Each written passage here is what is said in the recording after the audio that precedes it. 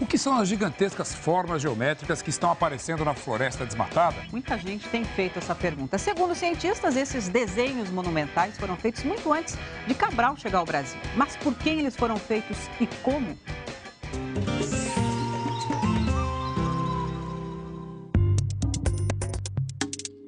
Elas passaram séculos escondidas pela floresta. Agora, com o desmatamento para a criação de gado, estão aparecendo cada vez mais. Formas perfeitas escavadas no solo, espalhadas pelo extremo oeste da Amazônia. Vestígios de uma sociedade desconhecida ou restos do lendário Reino de Eldorado, com que tantos exploradores sonharam. Os cientistas chamam esses desenhos de geoglifos. Isso aqui era um grande sistema que se estendia por centenas de quilômetros nessa região da Amazônia. O paleontólogo Alceu Ranzi se dedica há 30 anos ao assunto. Ele fazia parte da equipe que descobriu os desenhos, em 1977. Mas foi só nos últimos tempos que o número de achados disparou, graças a fotos de satélite disponíveis na internet. Já são quase 300 geoglifos. De alguns, os pesquisadores nunca chegaram perto. Ninguém sobrevoou e ninguém fotografou, que são os geoglifos de Boca do Acre. Apesar do nome, Boca do Acre fica no Amazonas. É pra lá que vamos.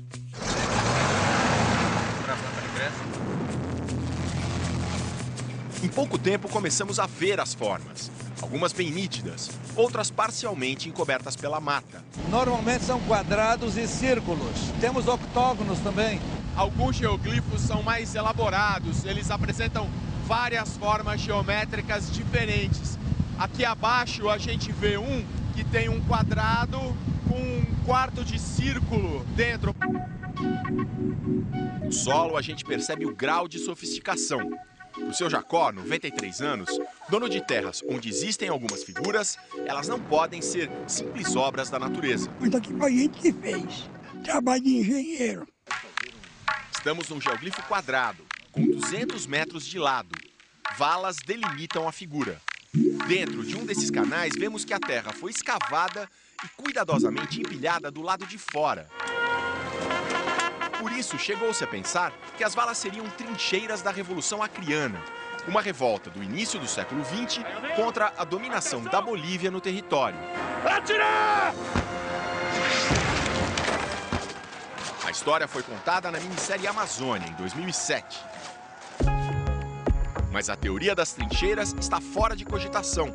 As análises geológicas publicadas mostram que os geoglifos são muito mais antigos, do século XIII. Uns 200 ou 300 anos antes de Cabral. Para o professor Alceu, os geoglifos eram áreas de rituais religiosos. Pela elaboração, pela monumentalidade, pelo espaço, né? Outra questão intrigante: como é que os habitantes daquela época, do século XII, XIII, conseguiram fazer isso dentro de uma floresta super densa? Essa região da Amazônia devia estar passando por um problema climático. Os cientistas têm uma hipótese. Na época da construção dos geoglifos, a Amazônia pode ter passado por uma seca muito forte, que transformou a floresta numa imensa savana. Parecido com o Cerrado brasileiro, né? Mas falta ainda a principal peça do quebra-cabeça. Que tipo de sociedade projetou esses monumentos? As principais teorias sobre os povos que viveram nessa região antes de o Brasil ser descoberto dizem que esses povos jamais teriam tamanha sofisticação. No entanto, isto aqui nos indica que este povo que viveu aqui era um povo organizado. É possível que haja uma relação estreita com os antepassados dos índios atuais, mas podem ter sido também outras populações que habitaram a região. É difícil estabelecer uma origem clara para os geoglifos, porque não se encontram pistas nas tradições dos índios que vivem hoje no Acre. Eles não têm na sua memória, nas suas lendas, nos seus costumes, estas figuras.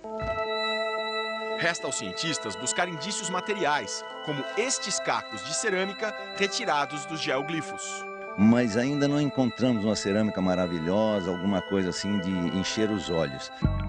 O que existe de concreto são alguns objetos achados na região, como estes, os chamados vasos caretas.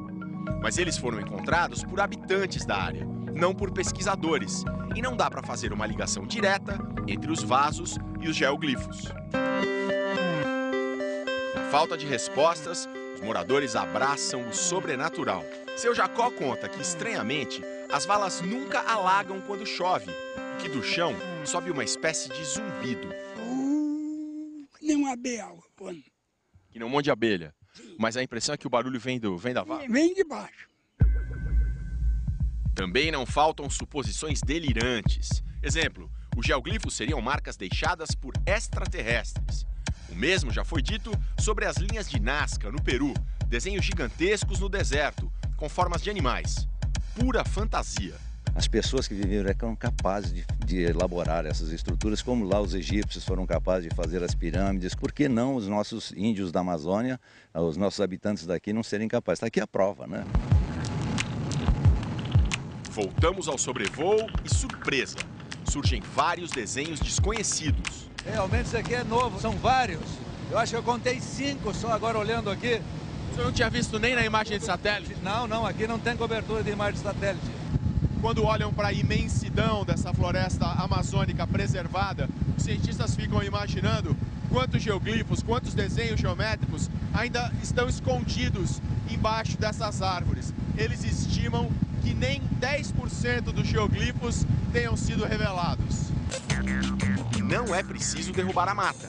Radares modernos podem encontrar os geoglifos mesmo que os desenhos estejam cobertos pela floresta. O que a gente está vendo aqui é a pontinha de um gigantesco iceberg científico. Com certeza. Quando me perguntaram, descobriram o Eldorado? Sim, descobrimos o Eldorado para a ciência.